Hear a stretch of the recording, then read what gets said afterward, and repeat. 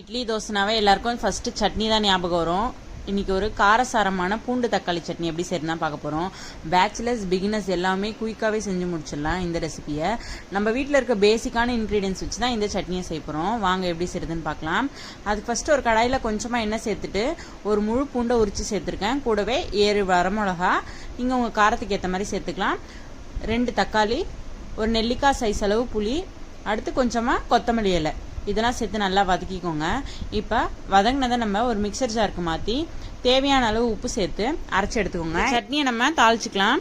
இப்போ ஒரு கடாயில் கொஞ்சமாக எண்ணெய் சேர்த்துட்டு கடுகு சீரகம் சேர்த்து நல்லா பொரிஞ்சதும் நம்ம அரைச்சி வச்சிருக்க சட்னி இதை சேர்த்து ஒரு 2 நிமிஷம் நல்லா கலந்து விட்டுட்டே இருங்க. இப்போ பாருங்கள், நல்லா எண்ணெய் திரிஞ்சு வந்திருக்கும். இந்த ஸ்டேஜில் நம்ம ஸ்டவ் ஆஃப் பண்ணிவிட்டு இட்லி தோசை இது எல்லாத்துக்கூடையும் வச்சு ட்ரை பண்ணுங்கள். டேஸ்ட் அல்டிமேட்டாக இருக்கும். வீடியோ பிடிச்சா லைக் பண்ணுங்கள். நம்ம சேனலை சப்ஸ்கிரைப் பண்ணாதவங்க சப்ஸ்கிரைப் பண்ணிக்கோங்க.